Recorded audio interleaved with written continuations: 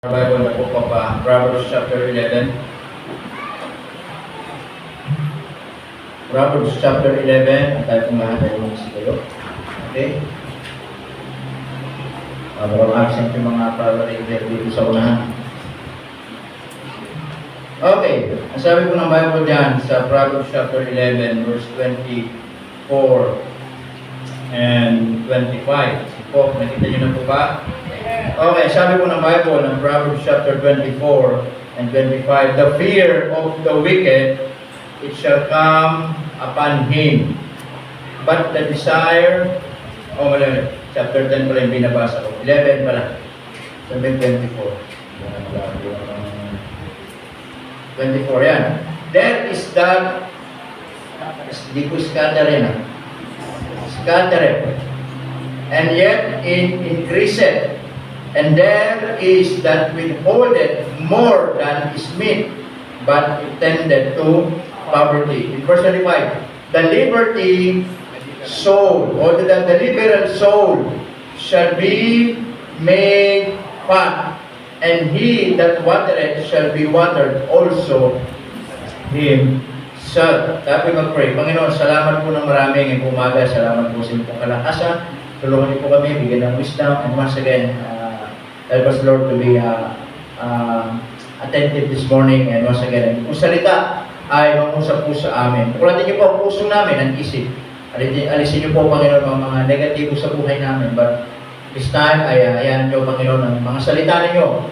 Minsan masakit, pero ito'y titimok sa puso po namin. Alam po namin kung po'y makakatulong sa amin. Pagpalain po kami sa pangalan ni Jesus. Amen. Okay, please be seated. Alright? So sabi po, mga kulit, nang binasa po natin, basahin ko po sa Tagalog, okay, sa Proverbs chapter 11, verse 24. Okay, sabi po ng Bible dyan, may nagsasabog at tumutubo pa, at may humahawak naman ng higit sa karampatan, okay, o ng higit pa, ngunit nauwi lamang sa, ano sabi doon? Pangangailangan. Amen? Na ibig po sabihin dito, meron daw mga nagsasabog, di ba? At may tumutubo pa. Nakikita natin, di ba? Naalala niyo pag mga may nagtatanim ng palay, minsan merong yung parang ng pagtatanim lang, iba sabog. Diba? Sinasabog lang. Tapos sa pag-uusbong na yun, may tumutubo, iniipon yun, tapos pag lumaki ng mga gano'n yun, then ginaganon-ganon yun. Diba? So may tumutubo pa. At meron naman daw, ang sabi po dyan, may mga umahawak naman ng higit. Meron naman daw, sabi doon yung isa, may nagsasabog, may tumutubo pa. Kahit pa paano. At yung isa naman, may umahawak ng higit. Diba? Meron siyang nahawakan, may pera siya, may bagay siya. Ngunit ang sabi ito, ngunit nauuwi lamang sa, ano sabi doon? Pangangailangan. It means, mga kapatid, tinuturo dito yung isa nagsasabog, may tumutubo. Yung isa, umahawak ng higit, pero nauwi lamang sa pangangailangan. Ibig sabihin, yung isa kaunti, yung naisasabog at tumutubo, yung isa higit naman, but at the end, ano sabi doon? Nagkukulang pa sa madaling salita. Tama? Nagkukulang pa.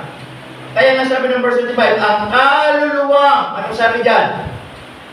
Verse 25, ano po sabi? Basahin ko ninyo.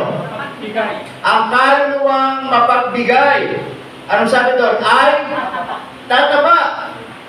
Tama? At siyang dumidilig ay madidilig din. Tama ba ko din? I would like to take that note. Ang nagbibigay, mapagbigay, ang kaluluwang mapagbigay ay tataba. Sabihin, sasagana sa kanyang buhay. Amen? So this morning, as we continue our topic about giving, nakita natin the foundation, the freedom, and this time the fear in giving. Okay, the fear in giving. One of the reasons sometimes so many Christians can give to God because natatakot silang magbigay. Tama?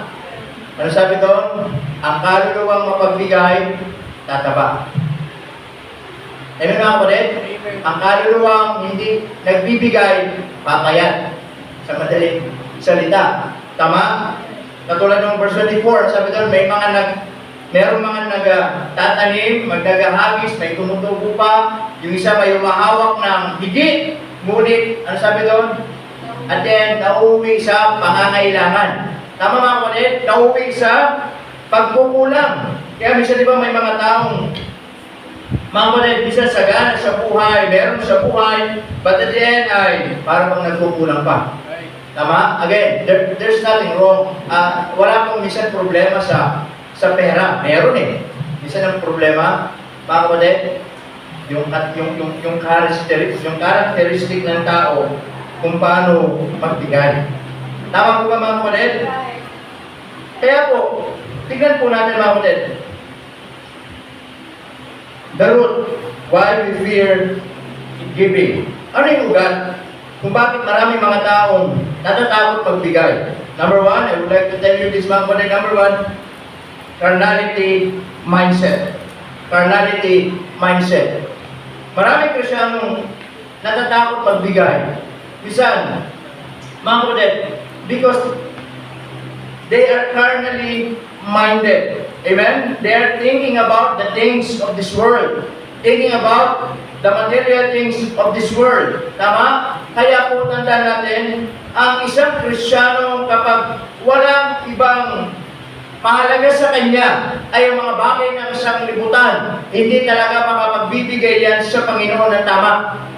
At meron yung takot na magbigay sa Panginoon. Amen mga kapatid? Because they are carnally minded. At bilang carnally minded, mga kapatid, they are not thinking about, mga kapatid, others, and they're not thinking about to give. Pero ang isang carnally minded, mga kapatid, they are always thinking about how to get, how to receive. Naman po ninyo, kapag ang Kristiyanong karnal yung kaisipan, wala po yan sa kaisipan niya ang magbigay. Wala sa kaisipan niya ang kapakanan ng iba. Kundi laging iniisip sarili kung paano makatanggap, paano mga bagay ng mundo nito ay mapasa kanya. Ang sabi ng Bible, para ma-fulfill yung lust of the flesh, yung desire ng lamang ito. Yun yung carnally minded. Tama? Kaya po yun yung laging tema ni Apostle Paul sa mga mananampalataya sa Corinto. Di po ba? Na sila'y mayaman, sila'y rich. When it comes to resources, they have everything. Pero, ano sabi ni Apostle Paul? Kayo ay hindi nagbibigay sa Panginoon. Lagi niya pinapaalalanan, God loveth a cheerful giver. Tama mga kapatid? Na walang problema, meron sila mga bagay-bagay. Pero dahil namumuhay sila sa carnally minded and their mind is full of carnality, wala silang ibang iniisip kundi mga sarili nila.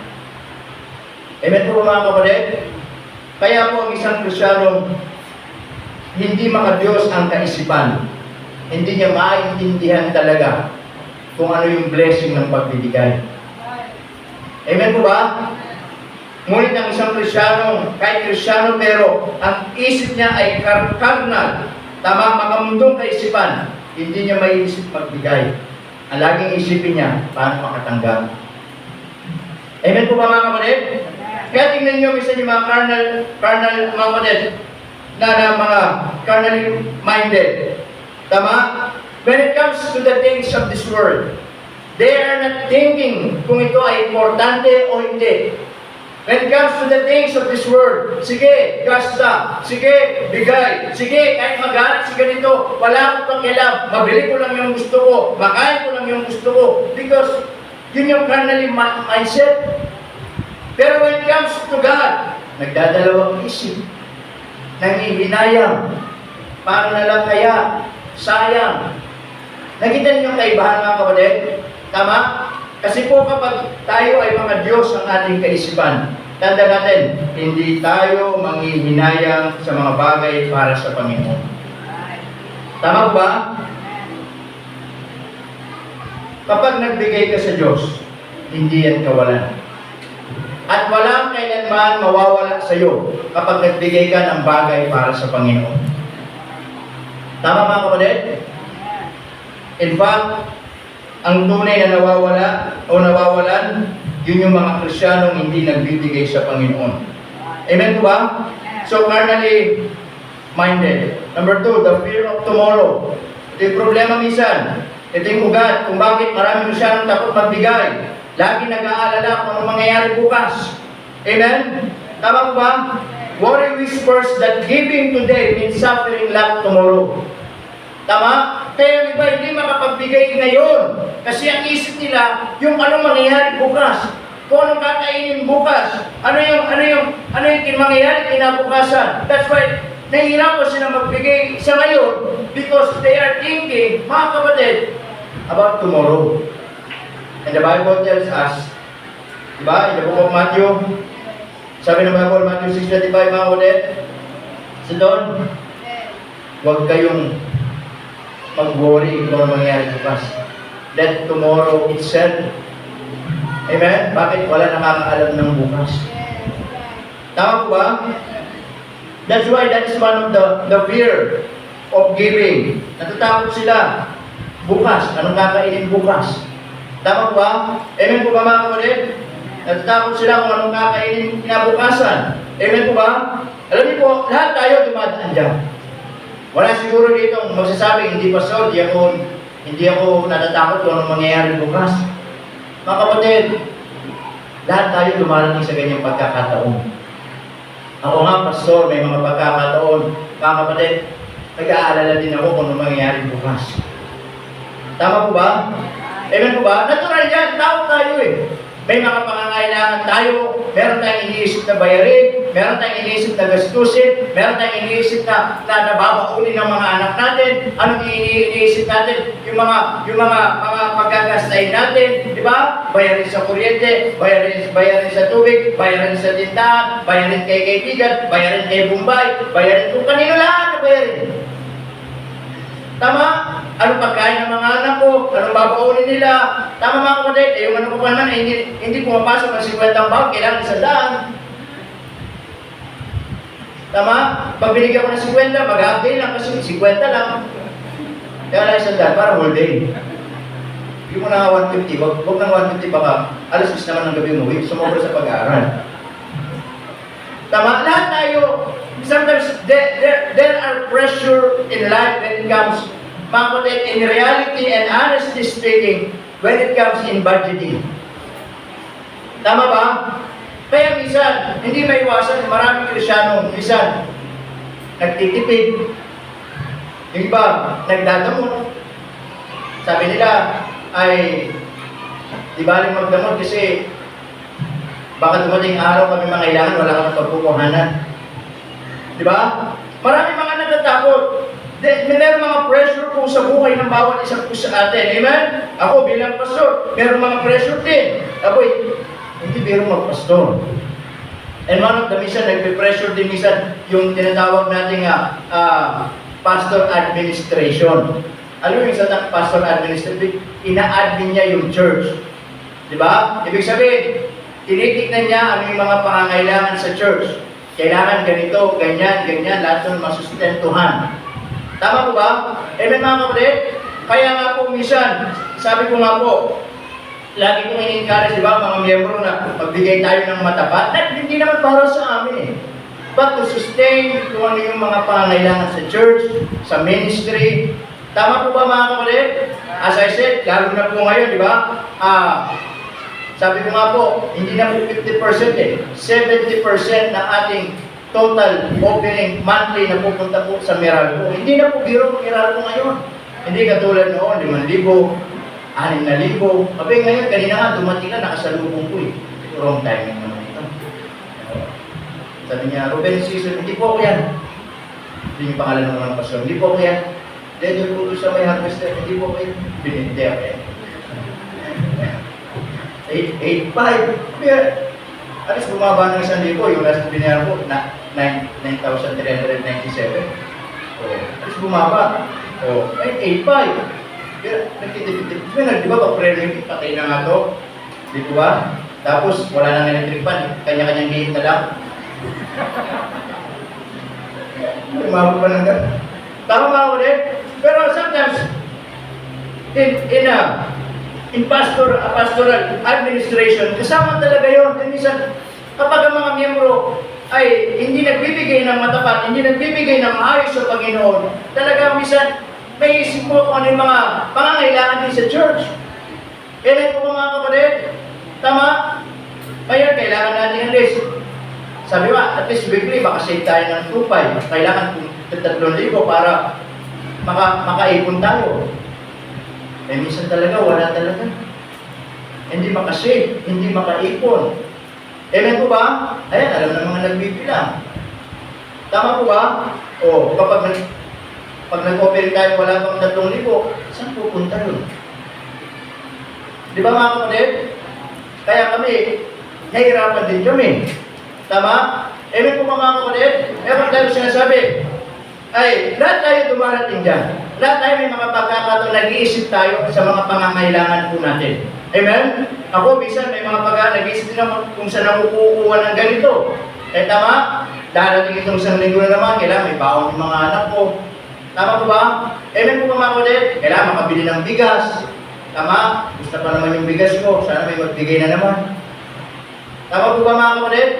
O, dumarating yan. Now, sometimes, merong pressure.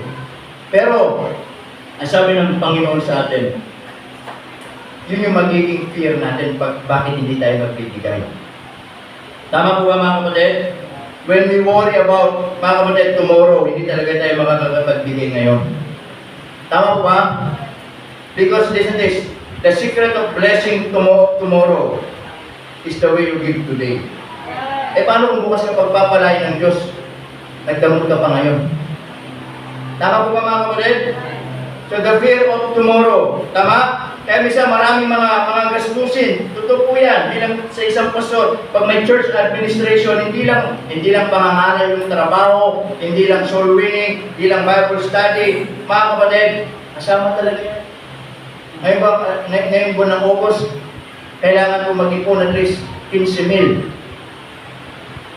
sa ilaw, tricycle, paparehistro. Ngayong August, kailangan pa rin ng gulong sa unahan. Kasi hindi i-rehistro kapag hindi napalitan, kapag nakitang putut, i-reject yan. Hindi po ba? Tama, may good ngayon. Kaya sabi ko, pag hindi i-rehistro yung tricycle dahil putut ng gulong, bibili ako ng bagong tricycle. At di pa nila na-rehistro, bago na yun. Di ba? O, papalitan ko na namang sprocket, ng kadena. Abay, sabigat lagi ng mga kinakarga ko yung ibin ng mga yung sprocket, puro sungki na lahat eh. O, tama po mga kapatid? O, paghapon, punong-puno na naman kami kahapon. May sumasama yung mga bata dyan sa may resort. May sumasama pag-survey, pagturo ng mga bata, sumasama yung mga kapatid. O, di ba? Ay pag Sabado, ilang kami umano doon, sumasakay. Tama mga kapatid? So the point is this, hindi madali. Pero ito lang natutunan ko mga kapatid. Huwag tayong matakot. Magbigay ngayon. Kasi baka bukas, doon tayo magpapalay ng Diyos. Amen po ba? So the fear of tomorrow. And not only that, mga kapatid, makita natin, ano yung mga the root why we fear giving, control and security. We tie our worth and safety to the size of our savings rather than to God. Amen mga kapatid? Minsan kasi nilalagay natin yung security ng buhay natin kung gaano nakalaki yung mga naipok natin sa buhay. Kung ano na yung kalalagayan natin sa buhay. Tama po ba mga kapatid? Okay na ako dito. Safe na ako dito. Tama? Malaki na yung kinikita ko. Amen po ba? Pero as I said, wala namang issue doon yun eh. Ang issue, malaki na yung kinikita mo, nagbibigay ka ba? Tama? Amen po ba? Salamat ka nga, malaki yung kinikita mo. Ibig sabihin, ikaw yung mas gusto nang gamitin ng Panginoon para pagpalain ng Diyos, maging pagpapala. Tama? Nakakalong naman kung yung iba walang trabaho pero nagbibigay. Hindi may trabaho, hindi makapagbigay. Kaya hindi po yan nakadepende sa size ng meron tayo. Nakadepende yan sa sukat ng laki ng puso mo sa Panginoon. Tama po ba mga kapatid? Amen po ba? Kaya huwag natin isukat, tama, yung security, huwag natin ilagay yung security natin sa mga bagay na kung anong meron tayo sa buhay. It is always sa Panginoon. Alam niyo kung ano yung security para hindi mawala kung anong mga bagay na meron ka, magbigay ka. Di ba? Magbigay ka. Bakit? Mapalitan ng Panginoon. Pero kung hindi ka magbibigay, paano ka bibigyan ng Panginoon?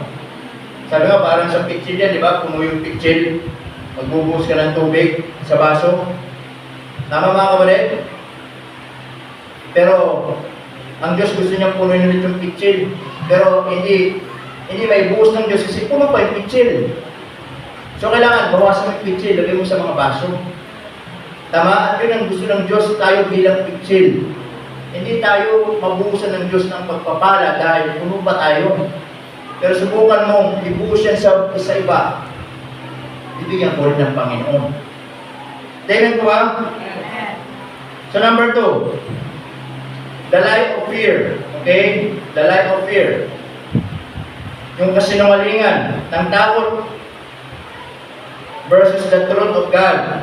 Amen?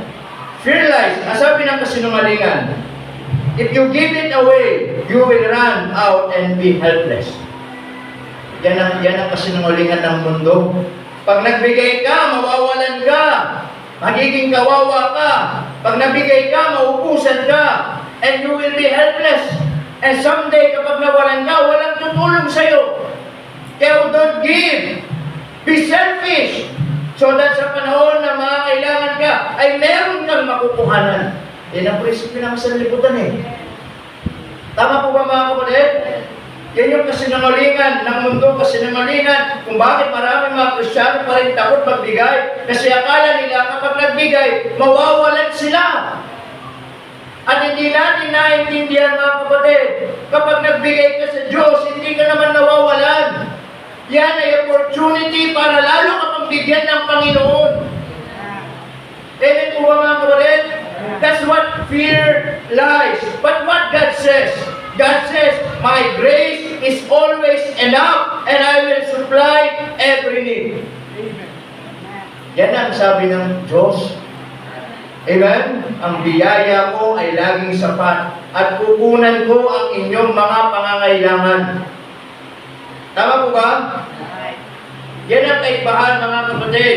Ang sabi ng fear lies, kapag nagbigay ka, mawawalan ka, and you will be helpless. You will run out of money, you will run out of everything, and you will become helpless, and nobody will help you someday. Yan ba yung sabi ng Diyos? Ano sabi ng Panginoon? I will never leave thee, nor forsake thee. Amen? Sa panahon na wala kang pera, pwede kang tumawag sa akin. Amen mga kapatid? Hindi man kita mabibigyan ng literal na pera, but I will do away to provide your needs. Tama? Minsan nakakalungkot mga kapatid. Maraming mga taong takot magbigay. Amen? Pero hindi nila napapansin the moment na sila takot magbigay sa Panginoon. Hindi nila nararamdaman yung biyaya ng Diyos sa kanilang buhay. Tama? Alam niyo, masarap masurvive yung isang araw at ma-appreciate yung isang araw. Not because marami kang pera, not because kaya mong bumili ng mga bagay-bagay, kundi masarap masurvive yung isang araw na maranasan mo kumilos ng Diyos at pinakain ka ng Diyos, pinrovide ng Diyos yung pangangailangan mo, naramdaman mo yung presensya ng Diyos, na kahit ganito lang, hindi nagkukulang ang Panginoon. Tama mga kapatid? Ahin mo yung marami kang pera, hindi mo naman ramdam ang presensya ng Diyos. Ahin mo yung maganda yung trabaho mo, hindi mo naman ramdam kumikilos ang Diyos sa buhay mo. Tama po ba? Kaya minsan may mga pagkakataon, mas gusto ng Diyos minsan, mga kapatid, turuan tayo ng Panginoon. Amen? So sabi ng Diyos, my grace is enough. Sapat ang biyaya ng Panginoon. I'm always telling this, kailan tayo ginutom ng Panginoon? Tama po ba mga kapatid? Naniniwala naman ako, hindi tayo pinabayaan ng Diyos. Amen? Hindi tayo pinabayaan ng Diyos. Tama? And makikita natin, kapatid, the trap of selfishness. Amen po ba? The trap of selfishness. Katulad ng pinag-aralan natin ngayon sa Sunday School. Holding on to everything tightly actually invites spiritual darkness and discontent into the heart. It means, mga kapatid, the moment na tayo ay laging sakim, the moment na tayo ay hindi nagbibigay, nilalagay natin ang sarili natin sa patibong ng kaaway at ini-invite natin, mga kapatid, yung spiritual darkness at ang puso natin ay maging isang pusong hindi marunong magpasalamat, pusong hindi marunong makontento, pusong selfish sa kanyang sarili. Tama? Amen po ba, mga kapatid? Kaya po, kapag tayo hindi nagbibigay sa Diyos, tinatrap natin ang sarili natin sa isang buhay na hindi marunong makontento. Tama po ba? Sa isang buhay, hindi marunong magpasalamat. Kaya minsan kapag natrap ng isang tao sa pagiging makasarili, ang hirap niyang magbigay. Tama? Kapag nabawasan yung yaman, yung pera, mga kapatid, di ba? Para bang nakakalimutan niya ng Diyos sa kanyang buhay. Kaya tama yung sabi po ni Apostle Paul, di po ba? The love of money is the root of all evil. Tama? Listen to this. Ang Kristiyanong hindi marunong magbigay, kailanman hindi marunong magpasalamat yan. Alam niyo kung maging ugali niya? Mareklamo. Nabawasan na ng pera, reklamo na. Hindi lang nakakain, reklamo na. Pero yung Kristiyanong marunong magbigay, marunong magpasalamat. Na kahit wala siyang makain, magpapasalamat sa Diyos. Bakit? Alam niya, kahit wala siyang makain, buhay pa rin siya. Tama po ba, mga kapatid? Tama? Na alam niya, mga kapatid, marami siyang mga bagay na ipagpapasalamat. Katulad ng inawit ng mga bata, di po ba? Ano sabi doon? I have been blessed. Amen po ba? Meron tayong kamay, meron tayong lakas, napakapalad po natin. Amen? So do not put our life into a selfish life. Amen po ba? Huwag natin daw hayaan yung puso natin maging pusong hindi marunong makontento. Maging isang pusong makasarili. Alam niyo, minsan nasusubok yan at may pera ka na. Tama? Hindi naman nasusubok yan pag wala kang pera. Pero yung pag nakawak ka ng pera, diyan masusubok kung anong puso meron ka. Diyan lalabas kung anong ugali meron ka. Diyan lalabas kung meron ka natutunan o wala. Kasi yan yung opportunity na maging madamot ka o magbibigay ka. Amen po ba, mga kapatid? Tama po ba? Kaya sinasabi, di ba? Mga young people natin, one day, the Lord bless you financially. Mga kapatid, ipakita nyo may natutunan kayo. Sa papaanong paraan, huwag kayo masyadong maging selfish sa pera. Listen to me. Pera lang yan. Huwag yung hayaan, mga kapatid, umangit ang ugali nyo ng dahil sa pera. Tama po ba? Maraming pumapangit ang ugali ng dahil sa pera. Alam niyo po ba yun? Dahil ang pera, sabi doon, kayang baguhin ang pagkatawag ng tao. At at the end, makita mo ang tao, sunod-sunuran sa pera. Tama po ba? Kaya pakita ninyo, mga kapatid, ang pera, hindi yan ang magkocontrol sa inyo. Kayo ang magkocontrol dyan. Tama? Na makikilala ninyo sa inyong buhay, itong perang ito ay galing sa Diyos. Amen? And I don't want to be selfish. I want to be thankful. I want to be content. Amen, mga kapatid? And I know that God, purpose kung bakit binigay nito is to become a blessing. Amen po ba? Para maging pagpapala. And I believe that the Lord will bless me more kung gagawin ko yun. Tama? Amen. Just a reminder. Kapag kayo may pera, ipakita ninyo ng Diyos ang malulugod dyan. Amen? So the lie of fear and the truth of God. Amen? Ano sabi ng kasinungalingan? Kung bakit maraming takot magbigay? Pag nagbigay, mawawalan. Makinig, huwag kayong matakot magbigay para sa Panginoon. Mas matakot kayo pag hindi na kayo marunong magbigay sa Diyos. Tama? Dahil akala ninyo sa inyo yan, nagkakamali tayo doon. Dahil ang lahat ng bagay, Diyos ang may-ari. Kaya kapag ang Diyos ang kumuha niyan, tama? Kahit puhunan tubo, ubus lahat. maniwala kayo, yan ang Diyos. Amen po ba? Amen. Ang sabi ng Bible, ano sabi ng Diyos? My grace is enough to supply all your need. Amen? So huwag natin hayaang itrap yung puso natin sa pagiging sakim. Tama? Kundi ipakita natin ang puso natin, marunong magpasalamat, makontento. Tama po ba mga kapatid? At sa mga panahon na bibigyan tayo ng Diyos, masubok yung tunay na ating pong pag-ibig sa Panginoon. Amen? And lastly, makikita natin, moving from fear to faith, filled generosity. Tama? Ngayon, paano tayo mag-move? Kung dati, ganito tayo. Tama po ba mga kapatid? Now, the Lord wants us to move from fear to faith. Kung dati nabubuhay tayo sa takot magbigay, ngayon ang gusto ng Diyos, mabuhay tayo sa pananampalatayang filled generosity. Kung dati takot tayong lumabas ng pera, ngayon, nasabi ko dito, matuto tayong manampalataya sa Panginoon. Amen po ba mga kapatid? So, paano mangyari yun? Open the hand. Practically, kailanman hindi ka magbibigay pag sarado ang kamay mo. Tama? Eh, kahit nga may 1,000 mo dyan, kung ganyan ang kamay mo, paano ka ibibigay yun? Sarado eh. Tama mga kapatid? Kahit bigyan ka ng 5,000 dito, kung nakaganon ang kamay mo, hindi lalabas ang pera, sarado ang kamay mo eh. Paano mo may abot yung 5,000? Simple. Buksan yung palad na. Tama po ba mga kapatid? Open the hand. View money not as mine. Amen mga kapatid? Ang pera, lagi natin isipin, hindi yan sa atin.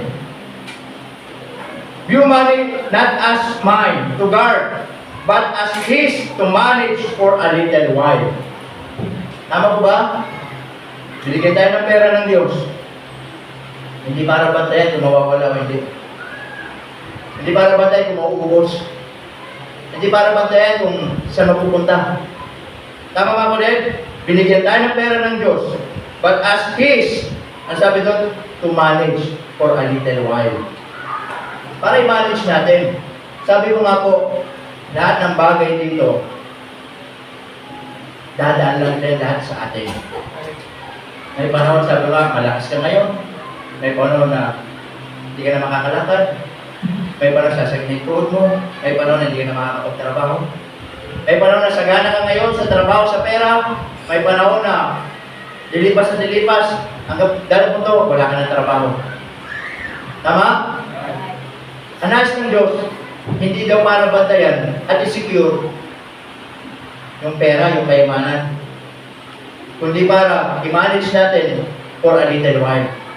Amen po ba? Anong halaga? Dumaan ka rito sa Ghana. At the end, hindi mo nagamit ang tama lahat na meron ka. At the end, ang mangyari? Walang pagpapala. Hindi na pakinabangan. Gusto mo rin magsimula? Hindi na pwede. Mahina ka na. Did you get the point? Gusto ko rin bumawi. Gusto ko rin magbigay. Hindi na ka pwede. Hindi ka na nga makapagtrabaho. You see, lahat ng bagay sa atin dumaraan lang. At ang gusto ng Panginoon, hindi para i-guard, kundi i-manage, lalo na para sa Panginoon. At least at the end ng buhay natin, mawala kami ng trabaho. Kung hinaman ang kita mo, hindi ka magsisisi. Kasi alam mo, nung sagana ka, hindi ka naging madamo sa Diyos. Hindi ka naging madamo sa kapwa. Hindi ka naging madamo sa mga humingi ng tulong. Hindi ka naging madamo sa likod ng Panginoon. Kasi alam mo, lahat ng bagay na napaggastan, ng mga bagay na meron ka, kalooban ng Panginoon. Tama po ba mga kapatid? So open the hand. Buksan mo yung kamay mo. Baka hanggang ngayon, sarado pa rin ang kamay mo. Tama? Amen po mga kapatid? Paano ka makakapagtulog sa offering? Ganyan ang kamay mo. Buksan mo. Para malago. Ha? Mamaya, pag-ikot yung offering bag, pag nakita nyo ng gano'n, haluin nyo ng offering bag. Tama? So open the hand. Because we will never give to God hanggang magiging ganun tayo. Tama? Amen? Ito lagi paalala, young people, don't be selfish. Tama? Ngayon pa lang, nag-aaral kayo, huwag ninyong sanayin maging madamo sa Diyos. Tama po ba? Makapag-aaral kayo, makapagtapos, makapagtrabaho, huwag ninyong sanayin maging madamo sa Diyos. listen to this, ang Diyos naman, hindi naman maraming sa inyo. Ang Diyos naman, hindi madamot sa atin. Bakit magdadamot tayo sa Panginoon? Amen? Not only open the hand, amen, but also, how to move from fear to faith with generosity. Remember the Father. Remember the Father. God is a loving provider. Amen? Tama po ba? Not a harsh master. He wants us to experience the joy of being part of His work. Tama? Kaya nga po, di ba, sabi ng Bible, ng Book of Matthew, sabi niya, tignan mo yung mga ibon, tignan mo yung mga damo, hindi naman sila nagsisikap, hindi naman sila nagtatrabaho, pero sabi niya, but the Lord will sustain them. And how much more na ikaw pa kaya, anak ng Diyos? Amen po ba? So remember the Father. In times of need, remember, Papa, that we have a God who is a loving provider, who is promised to us, na sabi ng Bible in Philippians 4:19, but my God shall supply all your needs. Amen? According to His riches in glory by Christ Jesus. In Matthew 6:33, but seek ye first the kingdom of God and His righteousness, and all these things, ano sabi doon, shall be added unto you. Remember in the book of Genesis chapter 1 and verse 1, the Bible says, Pangudid, in the beginning, ano sabi doon? God. Amen? There is no exclamation point, there is no point, there is no colon or semicolon. It is a direct statement na sabi ng Bible, in the beginning, God created the heaven and the earth. Tama? To realize, mga kapatid, that before ng Diyos ay nilikha tayo, ini-ready niya ng lahat ng ating pangangailangan. Bago nilikhain ng tao, nilikha niya ang mundo. Bago nilikhain ng tao, nilikha niya mga kakainin nila. Bago niya nilikha ang tao, nilikha niya ang paglalagyan ng tao, mga kapatid. Amen po ba? Ibig kong sabihin, in the beginning, there is God who prepared, who provide everything before He created mankind sa buhay po natin. Amen. Kakahan tayo kapalad, mga kapatid. Bago tayo nilikha ng Diyos, remember the Father, who is a God, who is a loving provider, who provide, who prepare everything. Bago pa tayo nilikha. Hindi niya sinabi nilikha niya ang tao bagong mundo. Hindi niya sinabi nilikha niya ang tao bagong hayop. Saan tayo titira? Palutang-lutang. Anong kakainin natin? Magiging cannibal tayo. Tama? Anong kakainin natin? But in the creation pa lang na-appreciate natin kung sino ang Diyos sa buhay natin. Tama po ba, mga kapatid? Before He created Adam and Eve, or man, nilikha niya yung kakainin ng tao, nilikha niya yung titirahan ng tao, nilikha niya yung pupuntahan ng tao, everything was provided, everything was secure.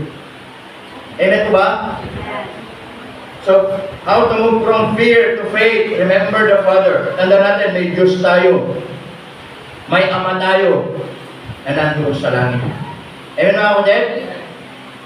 That we are not just His children, mga kapatid, or we are not just His creation. We are His, mga kapatid, beloved child. Amen? And He is always promised to us na hindi tayo pababayaan ng Panginoon. Number 3, not only remember the Father, but also test His promise. Step out in small acts of obedience to watch God prove His faithfulness. Alam mo, minsan, kung bakit maraming mga taong Kristiyanong takot magbigay? Kasi po, mga kapatid, andun dumidepende na sila kung anong meron sila at hindi na dumidepende sa pangako ng Diyos. Tama? Hanggat hindi natin natututunang dumipende sa pangako ng Diyos, mga kapatid, hindi tayo matututong magbigay sa Panginoon. Tama? Hanggat hindi tayo matututong dumipende sa pangako ng Diyos, magiging selfish tayo sa buhay natin. Mahirapan tayo pakawalan kung anong meron sa atin. Mahirapan tayo ibigay kung ano yung mga narapat ibigay natin sa Panginoon. Amen, mga kapatid? Pero nakalimutan natin, mga kapatid, ang mga pangako ng Diyos ay totoo sa buhay po natin. Tama po ba? Ang mga pangako ng Diyos ay meron maraming katibayan, maraming katunayan na totoo sa buhay po natin. Tama? I do believe all of us, sana meron tayong mga experience kung paano natin naranasan yung provision ng Panginoon. Hindi dahil okay yung trabaho mo, hindi dahil maraming dumarating sa'yo, malaking income mo, sana hindi ganun nagiging okay yung testimony mo. Sana hindi mo nabibili yung mga bagay na meron mo sa buhay mo dahil maganda yung sweldo mo, malaki yung sweldo mo, malaking trabaho mo, magandang buhay mo, nakakabili ako ng malaking TV, 1,000 inches. Ito ba? Oo. Ang kagandahan, pwede siyang pang-kisame. Kaya pag nakahiga ka, nakakapanood ka. Di ba ba? Hindi siya nilalagay sa ganyan, pang-kisame lang siya. Kaya kahit 1,000 inches yun, sakot talaga yun. Oo. Di ba mga kapatid? O, di ba, kung naiinitan ka, manood ka lang ng may electric pa na umigot. Oo. Di ba? Sana hindi natin na-experience na mga kapatid, na may mga testimony tayo sa buhay na kung nakakabili ako ng ganito, di ba? Nakakabili siya ng ganito, manager ang pato ko eh. Di ba? Nakakain ka ng ganito, maraming sweldo ng tatay ko, marami silang power, 10 sa letteran. Di po ba mga kapatid? Oh, marami akong nabibiling ganito, yung lolo ko ay tindera ng bagsakan ng mga, ano tawag dito, abukado. Di ba? Yung isang buwan bago mainog. Di ba? Mga kapatid, sana hindi tayo nagkakaroon ng patutuo sa buhay na nabibili natin ng mga bagay-bagay, nakukuhain natin lahat ng bagay dahil meron tayong ganito. Sana ang testimony kasi kumikilos ang Diyos sa buhay natin. May mga panahon na marahil wala tayong makain, nakita natin kung paano kumilos ang Diyos. May mga panahon marahil malapit na tayo magputulan ng kuryente. Tama? Amen po ba? Amen mga kapatid? Oh. Nalala ko sa Brother Darwin, di ba? Yung ano pa naman, may-ari, meron, makausap. Pag sinabi, magbayad na. Paupahan ba? Yung may-ari ng upahan, di ba? Nagpipray din kami, di ba? Kinabukasan na yata, di ba? Nung time na yun, lagi walang pasok. Siyempre, pag walang pasok, hindi makapagtinda. Yung hot cake, magiging cold cake. Tama? May mga panahon marahil, di ba? Kailangan natin magbayad, walang mabaon yung mga anak natin, niyan na kailan tayo kukuha, silan tayo manghihirap, may mga bayarin tayo, bisa sabay-sabay. Yes! Mga kapatid, but when we step out in a small acts of obedience, sasabi, Panginoon, magtitiwala ako sa iyo. Sometimes, in a different way, may mga pamamaraan ng Diyos. Tama ba mga kapatid? Hindi ka makapagbayad ng renta ng bahay, may pamamaraan ng Diyos. Hindi ka nasisingilin. Kasi yung may-ari, naglalakad, nasagasal, namatay. Hindi ka na masisingilin. Kaya lang yung anak niya, sisingilin ka. Hindi po, may mga pamamaraan lagi ang Panginoon. Tama? This. Sa panahon na may mga kakulangan sa buhay natin, doon natin lalo pagpakulangan yung ating pananampalataya sa Diyos. Amen po ba? Sa panahon na kulang ka sa ganito, doon mo lalong kailanganin ng Panginoon. Tama ba ako ulit? This is promise. Totoo po ang kanyang mga pangako. Amen po ba? Tama? So, listen to this. Nasaan tayo sa buhay ngayon? Nandun pa rin ba tayo takot? Hanggang ngayon pa rin po ba takot tayo magbigay sa Panginoon? Are we still in a worry life na araw-araw, kakainin ko na lang, ba't ibibigay ko pa? Kakainin ko na lang, babaunin ng mga anak ko, budget na lang namin, bakit kailangan ko bang magbigay? But listen to this. Sometimes, the moment na tayo magdamo sa Diyos, yun pala yung time na pagpapalain ka ng Panginoon. Tama po ba mga kapatid? Kaya po, ang pagbibigay sa Panginoon, dapat hindi tayo natatakot. Kung paano tayo hindi takot bumili ng mga bagay-bagay na minsan dito sa mundo, sana huwag tayo matakot magbalik sa Panginoon. Tama? Listen this. Mas matakot ka pag hindi ka na marunong magbigay sa Panginoon. Tama? Huwag kang matakot magbigay sa Diyos. Dahil ang pagbibigay sa Diyos ay hindi po yan kawalan. Yan ay susi para pagpalain ka ng Panginoon. Tama? Amen po ba? Mas matakot ka kung hindi ka na nagbibigay. Tama, mga kapatid? Dahil kapag ang Diyos ang pumitik sa buhay natin, luging-lugi tayo sa Panginoon. Amen po ba? And aren't you glad this morning na ikaw ay ginagamit ng Diyos? Hindi ka ba masaya ngayong umaga kung marahil nakikita mo hindi naman ikaw pinagkukulangan ng Diyos? Magpatuloy ka na, magbigay. Tama? Hindi ka ba masaya nakikita mo kumikilos ang Diyos? Magpatuloy ka na. Hindi ka ba masaya sa bawat binibigay mo, binabalik ng Diyos? Magpatuloy ka na. Hindi ko ba mga kapatid? Nalala ko may kinwento si Sister Sheila dito, di ba? May Sister Ana. Nung nagpa-check up kayo sa Manila kay Apo, di ba parang may binigyan kayo 50? Tapos, pinalit ng 500. Kinuha yung cellphone number. Matawagan niya. Iba mo isang dyan, baka magiging 1,000. The point is this, we cannot outgive God. Bigyan mo siya ng kutsara, bigyan ka ng pala. Amen mga kapatid? Hindi natin kaya ang pantayan ng Diyos pagdating sa pagbibigay. Tama mo ba? Bigyan mo siya ng kutsara, papalit niya pala. Bigyan mo siya ng wheelbarrow, papalit niya pakko. Sa pagbibigay, hindi natin kaya pantayan ng Diyos. Higit na mayaman ng Diyos, kanino man. Amen? Tayo po lahat ay magsitayo. At tayo po manalangin sa Diyos ngayong umaga. Amen? And I hope and I pray na salita ng Diyos ay naging pagpapala po sa atin. At sa pinag-aralan natin, sabi po ng ating pinag-aralan, huwag tayo matakot magbigay. Okay? Let's pray. Panginoon, salamat po ng marami sa umaga dito. Salamat po sa inyo pong biyaya sa buhay po namin. And Lord, tulungan niyo po kami ngayong umaga. At alam po ay naunawaan po namin ang aming pong pinag-aralan. Ngayong umaga, kapatid, saan ka natatakot? Lahat tayo marahil meron mga worry sa buhay. Nag-iisip anong mangyayari bukas. Yung ating budgeting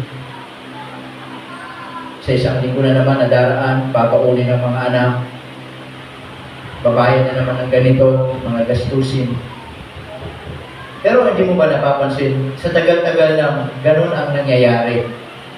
Hindi mo ba napapansin hanggang ngayon? Nakakakain pa rin tayo. Hindi pa rin tayo pinapabayaan ng Panginoon. Sapagkat sabi ng Bible, sapat ang biyaya ng Diyos. But sometimes there are fear sa buhay natin why we can give to God. Sana ngayong umaga, yung takot na yan, mapalitan ng pananampalataya. Mapalitan ng malaking pagtitiwala sa Diyos. Na alam natin ang Diyos ay mabiyaya sa buhay natin. Ang mga ating mga ulo nakatungo, mga matay nakapigit, marahil ng Panginoon, nangusap po sa atin, at marahil meron siya pinarealize, why don't you come? Dito po sa unahan, lumapit tayo sa unahan, manalangin. Marahil may mga pagkakataon, takot tayo magbigay. Maraming pagkakataon na nahirapan tayo. Iniisip muna natin yung ating kapakanan, ating pangangailangan. Minsan nababalutan ng takot na imbis na magtiwala tayo, imbis na magpasalamat tayo, imbis na maging makontento tayo, napapalitan ng takot, nag-worry tayo. Yes, as a human, lahat tayo, minsan may pressure. Kahit nga ako, pastor, minsan may pressure. Minsan, natatakot din. But the Bible tells us, my grace is always sufficient. Sapat ang biyaya ng Panginoon. Lalo na, kung matututunan natin na huwag magdamot, palakihin natin yung puso natin sa Diyos. Palakihin natin yung pananampalataya natin sa Panginoon. Kailanman hindi natin makikita ang Diyos ay nagkulang sa buhay natin. Like David, sabi niya, ako yung naging bata at tumanda. At di minsan hindi ko nakita ako pinabayaan ng Diyos. And that is true. Sana all of us, yun na maging testimony natin na ang Diyos ay magbiyaya sa buhay natin. If that is your prayer this morning, would you just come? Would you just come? Pwede ka bang lumapit sa unahan at manalangin sa Panginoon ngayong umaga?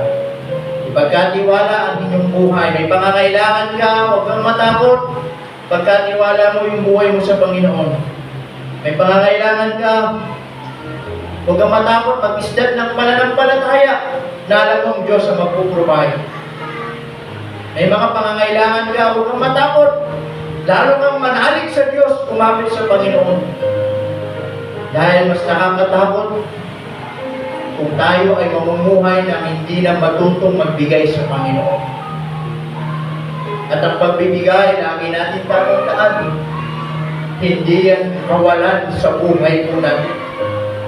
Ang totoo niyan, hindi natin kailanman makakapagbigay sa Panginoon because lahat ng meron sa atin ay galing sa Panginoon. Isa, nagbabalik lamang tayo ng pagpupuri. Nagbabalik lang tayo ng may pasasalamat sa Panginoon. At hindi ka ba masaya na ikaw ay pinagkakatiwalaan ng Diyos sa bagay na meron ka? Amen, amen. Meron pa po ba? Meron pa po ba? I hope that all of us, meron tayong mga kanya-kanyang patotoo sa buhay natin na kung paano ang Diyos ay kumilos sa panahon na may pangangailangan tayo. Sa panahon na minsan pressure tayo. Ang Diyos maraming paraan, mga kapatid. Minsan gumagamit siya ng tao, gumagamit siya ng mga anak niya, na nakakaunawa, na minsan natutulungan ka, na ipuprovide yung pangangailangan mo. Minsan kasagutan din sila ng Diyos. At nais ko bang maging isa sa kanila na minsan isang araw, ikaw ay gamitin din ng Panginoon para sa ibang tao. The Lord will bless you. The Lord will bless you. Totoo ang mga pangako ng Panginoon. Ang hawakan po natin.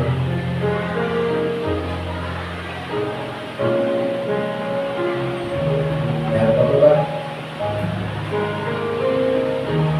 Sabi ng Diyos, sabi ng mundo, pag nagbigay ka, mawawalan ka.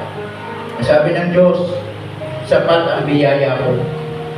Kahit sa panahon na walang-wala ka, hindi kita iiwan at hindi kita pababayaan. Ang hawakan natin, ang pangako ng Panginoon. Tayo matakot. Tayo matakot. Let us move from fear to faith para lahat tayo makapagbigay sa Panginoon at pagpalain ng Diyos. Panginoon, maraming salamat po sa mga ito. Salamat po sa paalala. Patawaran niyo kami sa panahon na kami ko ay namumuhay sa takot, namumuhay sa kami mawala.